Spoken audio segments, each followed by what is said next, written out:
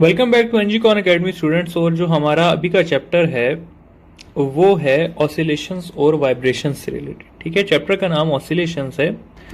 तो देखते हैं जी कि ऑसिलेशंस और वाइब्रेशंस क्या होती हैं। ठीक है, या ऑसिलेटरी मोशन और वाइब्रेटरी मोशन क्या होता है। देखिए स्टूडेंट्स, पंजाब बुक की जो हमारे पास पंजाब बोर्ड की जो बुक है उसमें इन दोनों को सेम ही करार दिया हुआ है। लेकिन जो आपके पास केपी बोर्ड की और आपके पास जो बुक है ये फेडरल बोर्ड की, जो कि दोनों एक ही हैं, वो इन दोनों में थोड़ा सा फर्क करती है। ठीक है, तो मैं आपको कंबाइन भी बता देता हूं कि क्या है और फर्क वाला भी बता देता हूं। बेसिकली जो है वो to and fro motion of a body is called as oscillation या वाइब्रेशन। लेकिन हमारे पास ऑसिलेशन को डिफाइन किया जाता है कि movement of a body over a fix point is called as oscillation, जबकि वाइब्रेशन के बारे में कहा गया है कि to and fro motion of a body. ठीक है, तो मोर और लेस दोनों चीजें सेम ही है, लेकिन फर्क क्या है ये मैं आपको बता देता हूं। देखिए, हम कंसिडर करते हैं एक स्ट्रिंग को जो कि एक इस तरह से अटैच हुई हुई है दोनों एंड्स पे। अगर मैं ऐसे वाइब्रेशन प्रोड्यूस करूं तो ये इस तरह और इस तरह करके वाइब्रेट करेगी ऊपर नीचे, ऑसिलेट करेगी ऊपर नीचे। देखें, इसमें हमने ये पॉइंट्स फिक्स किए हुए यहां पर, तो ये फिक्स पॉइंट्स के अंदर वाइब्रेट कर रही है। इसी तरह अगर मैं कह लूं कि मैंने एक स्केल इस तरह से, जिसे हम रूलर कहते हैं, अगर मैंने उसे इस तरह से रखा हुआ है और मैं इसको नीचे पुश करता हूं तो ये इधर और इधर इस तरह करके ऊपर नीचे वाइब्रेट करेगा। ठीक है, या ऑसिलेट करेगा अगर ज्यादा प्रिसाइज हो। तो इस तरह के मोशन जो कि फिक्स पॉइंट्स के थ्रू होते हैं उनको हम कहते हैं ऑसिलेटरी मोशंस। ठीक है, और टू एंड फ्रो मोशन की क्या एग्जांपल है? टू एंड फ्रो मोशन की एग्जांपल है हमारे पास कि हम सिंपल पेंडुलम ले लेते हैं, वो इस तरह करके कंप्लीट मूव कर रहा होता है, उसका कोई फिक्स पॉइंट नहीं है। ठीक है, मैं कहता हूं कि यहां तक है तो वो यहां तक भी आ सकता है, कोई मसला नहीं है। इसी तरह अगर मैं मैस स्प्रिंग सिस्टम की बात कर लूं तो मैस स्प्रिंग सिस्टम भी आपके पास क्या है? वाइब्रेटरी मोशन की एग्जांपल है। ठीक है, तो to and fro motion of a body is called as vibratory motion और movement of a body over a fix point is called as oscillatory motion. अच्छा, अब फर्दर अगर मैं इसमें एक और कॉन्सेप्ट में जाऊं छोटे से, तो वो हम जरा सर्कुलेटरी मोशन को देख लेते हैं। सर्कुलेटरी मोशन क्या होता है? सर्कुलेटरी मोशन हमारे पास इस तरह होता है कि एक पॉइंट से बॉडी बार बार गुजर रही होती है। ठीक है, तो एक पॉइंट से बार बार गुजरना क्या कहलाता है हमारे पास? ऑसिलेशन कहलाया जाता है। ठीक है, तो इसलिए हम लिखते हैं कि every circular motion is also oscillatory motion.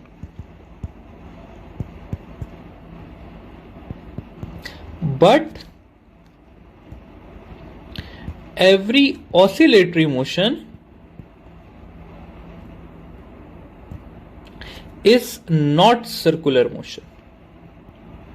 ठीक है, तो ये भी एक स्टेटमेंट है जो आप लोगों को पता होनी चाहिए। फर्दर और इससे क्या एमसीक्यूज आ सकते हैं? अगर आपसे पूछ लिया जाता है कि vibration of a guitar string, और ऑप्शन में आपके पास दोनों ऑसिलेशन और वाइब्रेशन दिया होता है, तो आपने ऑसिलेशन पे करना है। इसी तरह आपसे पूछ लिया जाता है vibration of a simple pendulum, oscillation vibration, again वही ऑप्शंस, तो आपने किस पे जाना है? वाइब्रेशन पे जाना है। ठीक है, तो ये हमने जनरल से इंट्रोडक्शन पढ़ लिया कि ऑसिलेटरी और वाइब्रेटरी मोशन क्या चीज होती है। अब जरा सा हम जो है वो इसके कैरेक्टरिस्टिक्स पढ़ लेते हैं कि ऑसिलेटरी और वाइब्रेटरी मोशन में क्या होता है। अच्छा जी, प्रॉपर्टीज देख लेते हैं, कैरेक्टरिस्टिक्स थोड़े से देख लेते हैं। प्रॉपर्टीज में स्टूडेंट सबसे पहली जो चीज हम देखते हैं वो हम देखते हैं इसका मीन एंड एक्सट्रीम्स पोजीशंस को देख लेते हैं। मीन पोजीशन के बारे में कहा जाता है कि ये है हमारे पास पॉइंट ऑफ मिनिमम डिस्प्लेसमेंट। ठीक है, और एक्सट्रीम के बारे में कहा जाता है कि ये है मेरे पास पॉइंट ऑफ मैक्सिमम डिस्प्लेसमेंट। ठीक है, फॉर एग्जाम्पल अगर मैं कहता हूं कि मेरे पास एक सिंपल पेंडुलम है जो कि इस तरह से 3 पोजीशंस में वाइब्रेट कर रहा है, तो ये जो सेंटर वाली पोजीशन होगी ये इसकी मीन पोजीशन कहलाएगी और यहां पर डिस्प्लेसमेंट कितनी होती है, 0 होती है। जबकि ये वाली 2 पोजीशंस, ये 1 और 3 जो है ये आपके पास एक्सट्रीम पोजीशंस कहलाएंगी और यहां पर जो डिस्प्लेसमेंट है वो मैक्सिमम होती है। ठीक है, और मैक्सिमम डिस्प्लेसमेंट को हम सेकंड नेम एम्पलीट्यूड का भी देते हैं। ठीक है, maximum displacement from the mean position is called as amplitude और उसको हम एक्स नॉट से भी शो करते हैं। ठीक है, तो ये है हमारे पास मीन पोजीशंस और एक्सट्रीम पोजीशंस। मीन पोजीशन पे अगेन स्टूडेंट्स आपका जो डिस्प्लेसमेंट है वो क्या होती है, 0 होती है, और एक्सट्रीम पे आपकी डिस्प्लेसमेंट क्या होती है, maximum, which is equal to amplitude. Next चीज हम देख लेते हैं टाइम पीरियड से रिलेटेड, कि टाइम पीरियड आपके पास क्या होता है। बल्कि टाइम पीरियड से पहले वन वाइब्रेशन को जरा देख लेते हैं कि वन वाइब्रेशन क्या होती है। वन वाइब्रेशन के बारे में कहा जाता है one complete round trip is called as one vibration. ठीक है, यानी कि अगर मैं कहूं कि एक अगेन पेंडुलम की एग्जांपल लेके ही चलते हैं कि मैंने एक पेंडुलम को यहां से छोड़ा, तो पेंडुलम का यहां तक आना from one extreme to second extreme and back to the same extreme is called as one vibration. ठीक है, तो from extreme to mean to extreme back to the same extreme is called as one vibration. ठीक है, तो ये है आपके पास एक वाइब्रेशन की, एक वाइब्रेशन एक कंप्लीट राउंड ट्रिप होता है। अब आप लोगों से पूछ लिया जाता है कि वन वाइब्रेशन में कितने एम्पलीट्यूड्स होते हैं। ठीक है, तो इसका आंसर है कि वन वाइब्रेशन में आपके पास 4 एम्पलीट्यूड्स होते हैं या 4 एक्स नॉट्स होते हैं। ठीक है, अगर आप यहां पर देखें भी तो मैं यहां से स्टार्ट करूं तो ये 1, ये 2, फिर ये 3 और फिर ये 4। तो एक कंप्लीट वाइब्रेशन में कितने एम्पलीट्यूड्स हुए, 4 हुए। हाफ वाइब्रेशन की अगर बात की जाए तो हाफ वाइब्रेशन में 2 होते हैं, और अगर क्वार्टर वाइब्रेशन की बात की जाए तो उसके अंदर 1 एम्पलीट्यूड होता है। ठीक है, तो ये कुछ एमसीक्यूज हैं जो आप लोगों से वाइब्रेशन और एम्पलीट्यूड के रिलेशन में पूछ लिए जाते हैं। वाइब्रेशन से नेक्स्ट चीज की तरफ जाते हैं और वो है हमारे पास टाइम पीरियड। तो थोड़ा सा टाइम पीरियड को देख लेते हैं कि टाइम पीरियड क्या होता है। टाइम पीरियड को हम लिखते हैं जी के time required for one vibration. ठीक है, तो time required for one vibration is called as time period. Time period की इक्वेशन हम इस तरह से लिखते हैं कि टाइम पीरियड कैपिटल टी से ये हम इसको डिनोट करते हैं, ये होता है number of vibrations divided by total time. ठीक है, यानी कि अगर मैं कहता हूं कि एक पेंडुलम 20 वाइब्रेशंस करता है इन 10 सेकेंड्स, तो उसका टाइम पीरियड हो जाएगा हमारे पास 2 सेकेंड्स। ठीक है, ये है जी हमारे पास टाइम पीरियड का जनरल फॉर्मूला। अब अगर मैं टाइम पीरियड को लूं इन रिलेशन टू, ये एक बहुत इंपॉर्टेंट चीज है कि time period with respect to vibration, तो तब क्या होगा। ठीक है, अब ये देखने की बात है स्टूडेंट्स, ये आप लोगों को जरा गौर से देखना पड़ेगा। ठीक है, मैं कहता हूं जी मेरे पास एक एक्सट्रीम पोजीशन है, एक मीन है और फिर एक और क्या है, एक्सट्रीम है। अगर मैं स्टूडेंट्स एक कंप्लीट वाइब्रेशन लूं तो उसके लिए मुझे ये 1, ये 2, ये 3 और ये 4 एम्पलीट्यूड्स लेने पड़ेंगे। अब स्टूडेंट्स हमें ये पता है कि एक एक्सट्रीम से अगर हम मीन जाते हैं फिर दोबारा उसी एक्सट्रीम पे आते हैं तो इसको हम कहते हैं one vibration. One vibration one vibration में जो एम्पलीट्यूड होता है वो होता है 4 टाइम्स ऑफ एम्पलीट्यूड यानी कि 4x0। और इसके लिए जो टाइम लगता है उसे हम कहते हैं टाइम पीरियड यानी कि कैपिटल टी। एक कंप्लीट वाइब्रेशन के लिए जो टाइम लगता है उसे हम कहते हैं टाइम पीरियड या कैपिटल टी।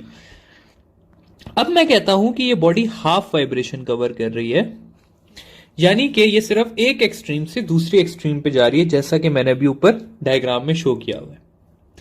तो अगर ये बॉडी हाफ वाइब्रेशन कवर कर रही है तो इसका मतलब है कि ये 2 एम्पलीट्यूड कवर कर रही है, और इसके लिए जो होता है वो होता है half time period. Time period का हाफ टाइम हो जाता है। तो अगर मैं पूछूं time required for half vibration is, तो वो होगा half of time period. Time required for 2 amplitudes, half of time period. अब अगला सवाल मैं इस तरह से कर देता हूं चेंज, कि मैं कहता हूं कि अब बॉडी जो है वो 1/4 वाइब्रेशन कर रही है, यानी कि सिर्फ एक मीन से एक्सट्रीम जा रही है या एक एक्सट्रीम से मीन आ रही है, या वो सिर्फ एक एम्पलीट्यूड कवर कर रही है, तो उसका टाइम पीरियड हो जाता है T/4। ठीक है। अब थोड़ी सी स्टूडेंट्स इसमें से मजीद, यहां तक तो आप लोगों को जनरली भी पता होगा पहले भी कि भाई हाफ वाइब्रेशन का हाफ टाइम पीरियड होता है, क्वार्टर वाइब्रेशन का क्वार्टर टाइम पीरियड होता है। अब सवाल इस तरह से आता है, डिस्टेंस हमारे पास आ जाता है x0/2। ये डिस्टेंस है x0/2 यानी कि एम्पलीट्यूड का हाफ। ठीक है।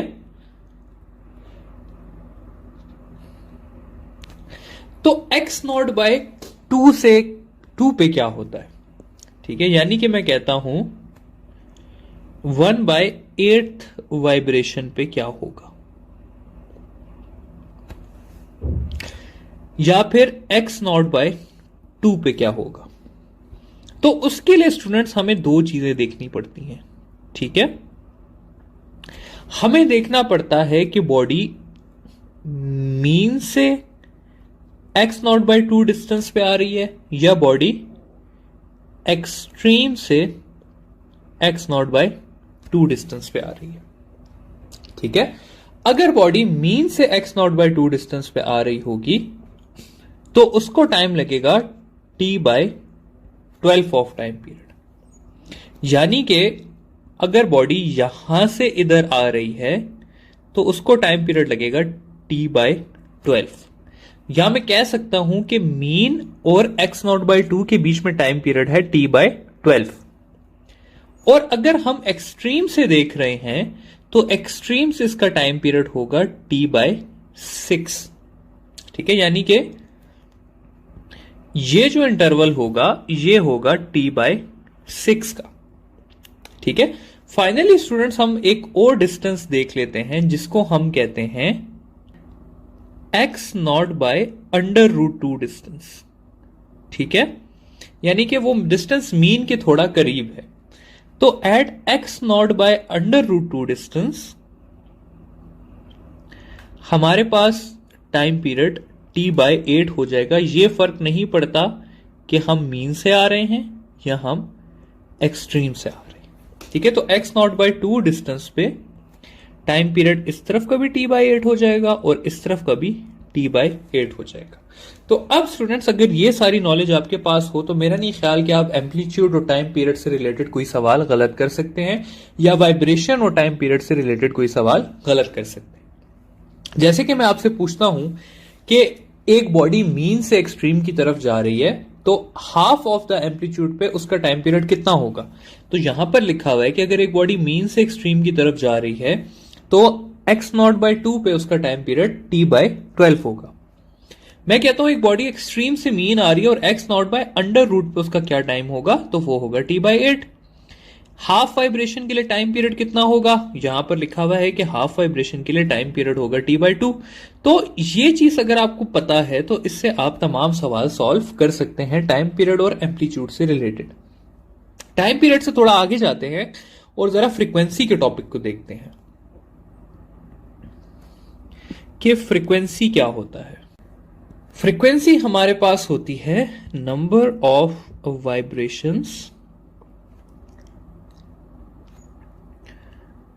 Completed in 1 second. ठीक है,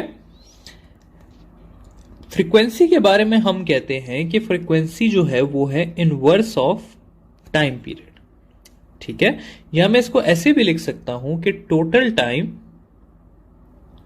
divided by number of vibrations. Frequency जो है वो एक स्केलर क्वांटिटी है और इसका SI यूनिट जो है वो है हमारे पास हर्ट्स, जिसको हम Hz भी लिखते हैं। ठीक है, अब ये इतनी कोई मुश्किल चीज नहीं है, लेकिन यहां पर मैं आप लोगों को एक एडिशनल चीज बताना चाहता हूं, वो है एंगुलर फ्रीक्वेंसी। क्योंकि फ्रीक्वेंसी और एंगुलर फ्रीक्वेंसी के बीच में स्टूडेंट्स जो हैं वो कंफ्यूज रहते हैं। एंगुलर फ्रीक्वेंसी जो होती है स्टूडेंट्स, वो हमारे पास होता है ओमेगा। ठीक है, या जिसे हम एंगुलर वेलोसिटी भी कहते हैं, और ओमेगा हमारे पास इक्वल होता है 2 पाई लीनियर फ्रीक्वेंसी के। ठीक है, तो एंगुलर फ्रीक्वेंसी और लीनियर फ्रीक्वेंसी डिफरेंट चीजें होती हैं, और अगर कभी आपसे एंगुलर फ्रीक्वेंसी के बारे में पूछा जाए तो आपने ओमेगा फाइंड करना है, आपने एफ फाइंड नहीं करना। ठीक है, तो ये है स्टूडेंट्स हमारा जनरल डिस्कशन अबाउट वाइब्रेशन और उसकी प्रॉपर्टीज के बारे में, जिसमें हमने एम्पलीट्यूड देख लिया, मीन और एक्सट्रीम्स को देख लिया, फ्रीक्वेंसी को देख लिया और एंगुलर फ्रीक्वेंसीज को देख लिया और प्लस टाइम पीरियड को देख लिया। ठीक है, तो अब हम जाते हैं अपने नेक्स्ट टॉपिक की तरफ, जो कि है सिंपल हार्मोनिक मोशन।